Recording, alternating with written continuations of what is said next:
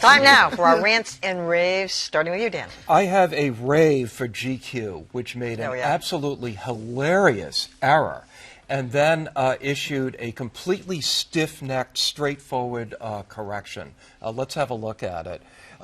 This story has been updated. Alexander Vindman received a Purple Heart after being wounded by an IED, or improvised explosive device, not an IUD, an intrauterine device. We regret the error. Yeah, couldn't they have had some fun with that? Well, I mean, the fact that they didn't, it almost makes it funnier. Yeah. It reminds me of the New Yorker years ago correcting something that Pat Buchanan said. He had said, it's an us and them situation. And the New Yorker reported that he said, it's an S&M situation. And they had to go back and correct it. That's a good one. That's the kind of story you tell. All right, go, John. I have a great joke in mind about this IUD correction. Notice my titanic self-restraint and not sharing it. Good. Look, Joe Biden, his debate performances, often halting, have drawn a range of dismay, in some cases mockery. And let's take a look at a little example of that. Making sure we have the chemical weapons treaty to dealing with Milosevic, and I don't think it's a good idea that we that we model ourselves after Trump. A lot of people saying, oh, he's over the hill, he's too old. Well, I have a rave for John Hendrickson of the Atlantic Monthly, who has an amazing article out about the fact that Joe Biden had a severe stuttering problem as a child into his teen years, and he still does occasionally stutter.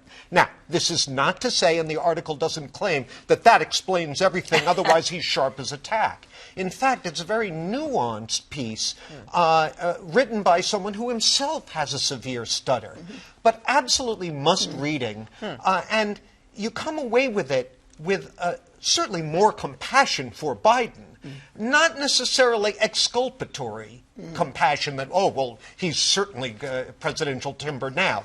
And it's very well done in that way. And I think a must-read, just an interesting topic, too, what stutters go through. I didn't have any idea. I didn't either. Yeah.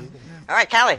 I have a rant against newspaper publisher McClatchy. Some years ago, they bought Knight Ridder at a time when newspapers were struggling, and now they are facing a lot of debt, and not as just a result of that, but a lot of debt and a pension plan problem, which they have to make some mandatory payments next year. $124 million. People are doubting they can do that, and if they don't, all of the group of newspapers that they own likely to be sold or closed or whatever. So we'll be even in worse shape. So I'm noting this and being very sad already, hoping that they can restructure the debt. They're trying to now, but it's not a good sign. I hope they collapse and the papers go independent. Already, okay. They do that a lot. Okay. I have a rave for Shepard Smith, late of Fox News, who made his first public appearance, I believe, since he left Fox at the Committee to Protect Journalists Gala, which happened the other night. Let's take a little bit of a look at what he had to say. CPJ is always there for us, and I'm personally so thankful for everyone involved in this organization for the many decades. So tonight, I'm donating $500,000 to this cause. Which is pretty cool, right? Yeah, I mean, I would he's say, a well-compensated guy, but that's a lot of money. And to do that, especially when you are between gigs, is commendable. Yes. Yeah, very Colin Kaepernick of him. Colin Kaepernick gave away $1 million, didn't have a gig. Oh, okay. Just saying. All right, well, I have a rave tonight for a woman named Sarah Kobos, who works for a website called Wirecutter. I think it's also owned by the New York Times. But she has put up this website called Real Media Salaries. Let's take a look at that.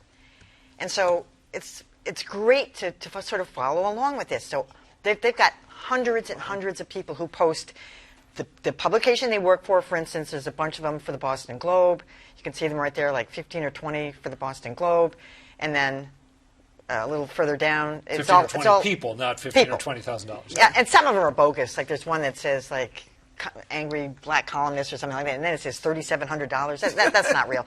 But the Washington Post also. But she says, Sarah Kobos says, the only people that benefit from not from not people knowing other are the bosses, people who run the place. If everybody sort of knew what everybody else made, we might have a more level playing field. So. Well, and also at a time when, the journalism industry doesn't really resemble America in some key ways. Politically, it's not as diverse as America is, racially and in terms of gender. But this is one way in which it is like America, extreme income inequality. That's Yeah, true. great true. point. True.